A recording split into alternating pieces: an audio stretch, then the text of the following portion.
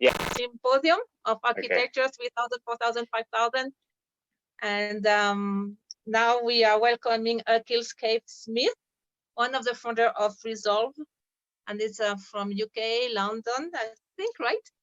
Yeah, yeah. And Resolve is an interdisciplinary design collective, works a lot with young people, which I was thrilled to have all the huge creativity and the beautiful energy of young people in the symposium. The website, don't forget, resolvecollective.com.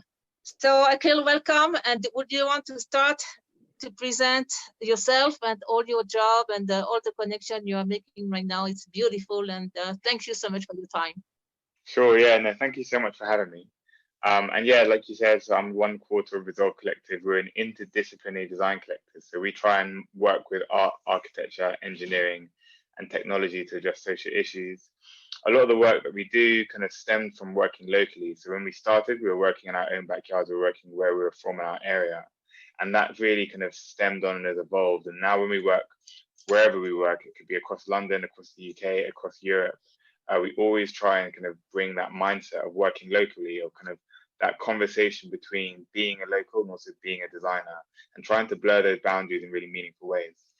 So that's a lot of the work kind of overarchingly, and I think that manifests in a number of different ways. So sometimes that can be spatially, as you've seen here on the website. Sometimes that's in a workshop way.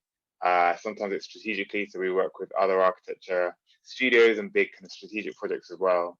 But it's always about community. It's always community centered, always community focused. So yeah, I can take you through a few projects, or what would be? Yes, I love the one with the night with all the boxes. It was a nice. We saw a nice picture at night with the market. I don't know what to say in English. Box. Yeah, this one here. In French. What is it about? Yeah, this one. I'll show you. I'll bring up a more kind of formal presentation and then hopefully show you. So, if I just put my screen on full screen mode. So that project was one of the first projects that we had done in Brixton in South London, which is kind of where we in and around where we grew up. And that was a really important part of like us forming our identity. Here are just a few pictures of some of the workshops that we do, some of the work that we've done as well, and how that manifests. This is one of the first projects again, which was this was actually the first project in Brixton where we were using only. So this project was called Brixton Passageway, and in this project we were really interested in this idea of market value. And by that we mean like the value of urban markets. So what kind of do urban markets contribute to our cities in terms of historical value, social value, environmental value? And so we were based in Brixton Market, which is a really integral part of the Afro-Caribbean heritage of Brixton in South London. And we were really interested and keen in using banana boxes, which were like an integral market infrastructure, to turn it into like an internal structure. So using between 300 and 400 different banana boxes from the market, we created this structure which was inside an abandoned unit, within an abandoned shop within the market. And we held workshops, parties, kind of artist exhibitions for a month, all looking and celebrating and interrogating these ideas of food production in the city and how they link to our identity as diaspora, as members of places that aren't from that country. Platforming is a big part of these projects. We always try and share that opportunity and work with different artists and local artists and creatives and people who kind of singers, poets, whoever, to kind of incorporate that into the space. So the programming of that space is as important as the actual physical design. Just a few more projects as well. This is another project in Brixton that we did with architect Farouk Agoro, who's a really close collaborator of ours. And here we were really interested in how like the vexillology of flags, so the shapes of flags from the Caribbean, has kind of influenced different parts of the built environment, and also how you see these X's across Brixton. So this is a bridge that we had done in 2018 or something like that as well. So a lot of projects have that elk in them, but they often, work in different ways, and from abandoned spaces to cultural institutions, they kind of manifest in these different ways. So this is another project that we had done called On the Corner at Tate. And this project was looking at the corner shop in London. So corner shops are like the little place you get sweets and crisps and these kind of things. It is so creative. You make things alive. I can feel I mean, it's full of, it's not only an object, it's life. You know what I mean? It's a frequency, it's meeting, it's I can feel dancing. It's so different. Oh, I'm really glad you think that. I'm really, really glad you think that. Like, we really try and go for that. And everything that we do has like this kind of programmatic value to it. It's not about just looking at these things. Nothing that we ever do is about looking at it. Like, that's never it. It's always about interacting with it. It's always about, you know, taking pieces of it. Here, we also had a library of materials from like people that we work with in zine making and publishing and printing. But we put it amongst sweets and chocolates and things that you can actually eat, like things that you can actually get from the thing. So you can read and you can eat and you can do all these things at the same time. Another one is a project that we finished last year in the Kunstverein in Braunschweig, which is a town in Germany. We worked with 45 school kids from Francisfeld, which is a local art college, and we used different materials that we could find from around the city and recycled them or reincorporated them into the building of the space.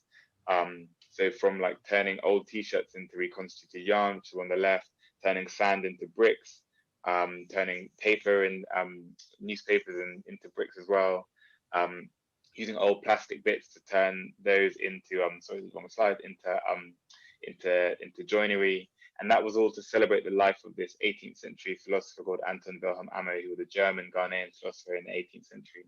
So we tried to link that really closely with his philosophical beliefs. And that's an example of how we can think about really big things, really big, complicated things, just using like materials and trying to like actually just do it in a really accessible way, like making together is a really important part of that as well. Did you say, excuse me, Akil, did you say this was done with children, students? What did you say? Yeah, so we worked on this with a group of 45 school children from with schools. From Braunschweig. And a lot of our projects, we work with young people. So we do a lot of projects that are working in tandem with lots of different young people. Here, the young people were from Germany, and obviously language is a big barrier, but we kind of got through that through making together. And you'd be surprised how quickly that became not a barrier at all. As soon as people started to making together, you know, we were speaking about philosophical concepts with young people from Germany who with a massive language barrier, and that was because we were making together. So a really real testament to being able to do that. It's another project that we worked on with young people. We worked with the Science Gallery. They had a series of young advisors who were like between 16 and 25, and they were concerned with this idea of anxiety as being both like a cultural phenomenon, like what's the anxiety of losing our heritage as diaspora in cities, but also anxiety as like a neurological phenomenon. And so we worked together on different iterations, and we started up this idea of weaving.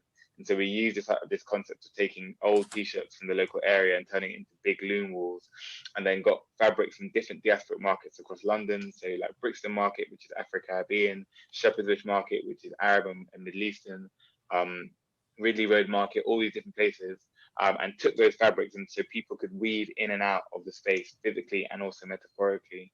And as they did that, so over time, over the months that the space was up, the space started to grow with all these fabrics and started to sag, and different bits opened out, and like different entrances came around, and it really changed as people were kind of coming across.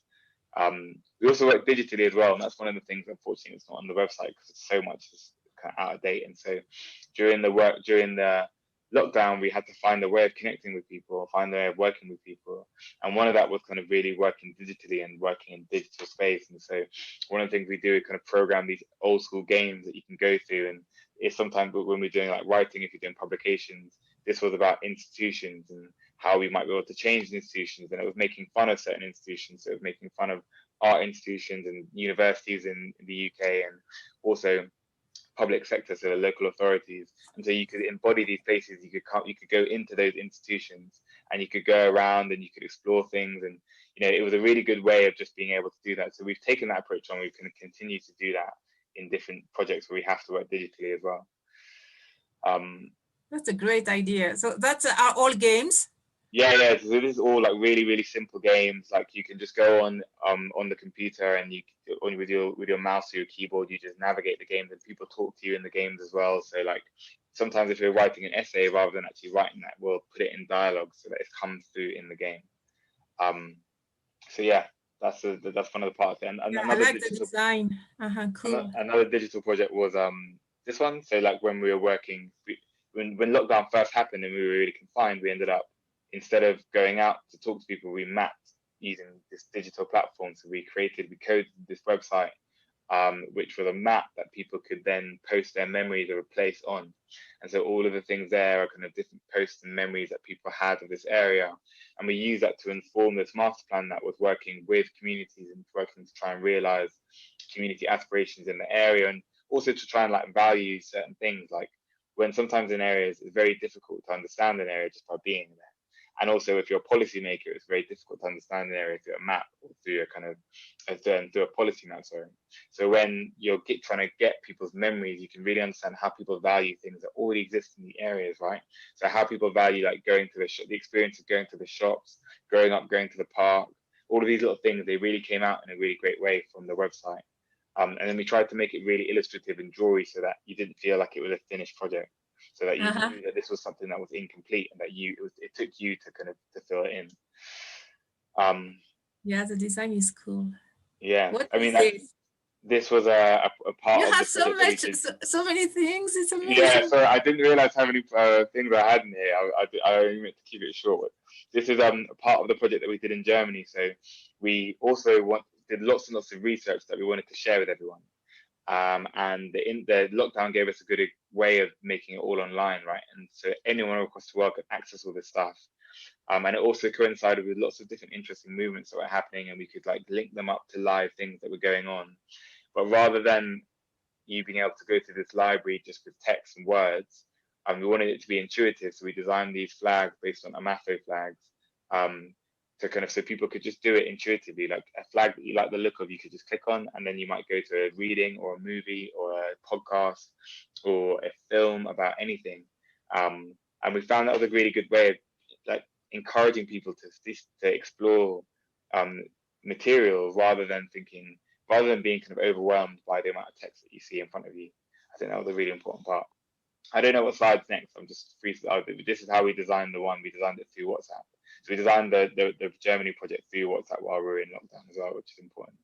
And then just an overview of some of the projects. So like I was saying at the start, like they can be really spatial, they can be really kind of like that, but they can also be like workshopy. And so we do tons and tons of work with people of all ages, from really, really young people to like the youngest people we worked with are groups of 6 to 8 year olds.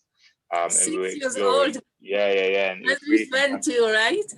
It was so great. It was so amazing and great to see. Like, it's a really important for us to be able to, how we manage time. Like, when you're managing 6 to 8 year olds, obviously 6 to 8 year olds are much more mature than you think they are, and they have so many amazing ideas. I'm glad to hear that.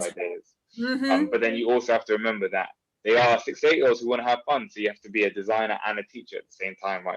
Sometimes when things get really like hyped, you have to be like, calm down, guys, shh. Then when they're telling you things, they're like, wow, like, how did you know? Like, you mean, like, I mean, telling you things you had never thought about. So it's so important to include them in the processes, And you were working on the floor. Sorry, I interrupt you. No, yeah, and so on this workshop we were working in a library, and so we took over one of the rooms of the library for 5 days, and we turned it into a big workshopping room. And so sometimes we were drawing on the floor, we were mapping like Hull using chalks on the floor. Sometimes we were building using cardboard boxes. Sometimes we took them out and we went on big site visits. We went into shops, we went across the high road, we did all these kind of things. And then we did a lot of like making with clay as well. So we did a lot of making with clay that was from the local river. And that was a really important part of just like getting to know the city and getting to know the kids and their thoughts and stuff. So yeah, these are just overviews of the thing. I think it's easier than going on the website and these kind of things, But yeah. Yeah, I don't know. Is there anything else you want me to go through? I can just keep reading off projects, or you can, any specific questions and stuff. Yes, we can talk a little bit about your views on education, how education should be, because great, yeah. I'm guessing, maybe I'm wrong, that all the beautiful things you show us, you didn't learn that at school. Is it right? Yeah, it's right. It's right. Unfortunately, it's right. So what would you recommend? Because we really want to change that on a big scale. It's time. And what would you recommend? What are your views on education? What is education for, to start with? Yeah, well, I think it's like as much as we didn't learn. So a lot of the work that we try and do, like we're really interested in being outside of the institution. Like we work with a lot of institutions, schools, art galleries, whoever, but we really try and work outside of it. Like we're not concerned about working inside the museum or inside the gallery, or necessarily even inside the school. Like we are concerned with how learning takes place outside of this place, how learning takes place in your neighborhood, how learning takes place on your streets. And that's where we've learned a lot from people in there, from ourselves being out there. And so that's where we're really interested in trying to focus it. But I do think at the same time, there's a big role for institutions, like the pastoral care that they offer, the places for people to socialize as well. Like I think those are really important, and they can't be thrown out. At the same time, I think we need to start looking beyond the four walls of the galleries, right, and the schools. How does learning take place completely outside of that? And we've seen that in lockdown, right? We've seen people having to learn at home. We've seen how people are having to learn in all different types of spaces. And so, yeah, we're really interested in the city, how you learn from the city. Yeah. And I'm curious about one thing, Akil. Is it Akil or Akil? Either or. Either. Akil is more beautiful. Like Spanish, Akil. How did you self-learn? How was your own process in all that? How did you learn all that? How did you manage to fly and to have all this creativity? What was your process? Well, a lot of the work we do is collaborative. So we're always collaborating with people, always working with people. And in that respect, I don't think we can take any of the credit for the creativity. It's always like this really collaborative relationship that we have, either with the young people that we're working with or with other teams. We're really inspired by other people who are doing work around us. We really love working with those guys, and just like we never work on a project alone. You never just have a resolve project. It's always with someone else. It's always in collaboration. So that's where a lot of the learning comes from. And so, like, I would really say, when we were young, we're fortunate enough that some of the people that we're working with are also our friends who were young when we were younger. So one of the things I'd always encourage young people is like really support the creative things that your friends are doing. You never like it's so important to cultivate that and support that, because in 5 years you might be collaborating professionally on something. Your friend who likes taking photos, really make sure that they cherish that and they can nurture that talent, because they might be taking photos of the stuff that you're trying to do, of your projects. So it's from other people. It's really about the inspiration, the creativity, all comes from other people. And how old were you when you started your first project? When I started the first project, I was 22 maybe, and my brother was 21 or 20. Wow, congratulations to both of you. Yeah, you're an example. I mean, all the young people who are watching now the symposium, they know it's not a matter of age, it's not a matter of school, it's a matter of doing it, and definitely strength, this joy, this, I call it a frequency. I don't know the exact name. Would you like to share about Resolve? What is Resolve Collective? Yeah, so Resolve is a design studio. We call it an interdisciplinary design studio. So that means that we work between different disciplines: architecture, art, engineering, technology are some of them, but then also tons of others. So like I was saying, we're super collaborative, and so we're always working with like poets or artists or musicians. We're working with illustrators, we're working with all sorts. The more the merrier, really. And it's really important to kind of shape and hone that creative practice. So we've been a studio like formally for a couple of years now, but maybe informally since 2016. And we're 4 members. It's me, my brother, the co-directors, and then there are 2 others, really integral parts of the team, Melissa and Sahar. And yeah, so that's kind of what we are, and we end up delivering lots of different kinds of projects, from kind of temporary art installation projects to workshops to strategic projects. Sometimes we do websites. It's not something that we ever thought that we'd be doing, but that's how it goes. And, you know, just always looking for that next step, like looking to do something new, looking to do kind of get involved in something else, something different, you know. Nice, nice. Dear Akil, would you like to stop sharing the screen? And sure. I will ask you for, and I want this big on my computer too. I will ask you for all the young people, your age and younger, watching the symposium, what would be your message, recommendation, piece of advice?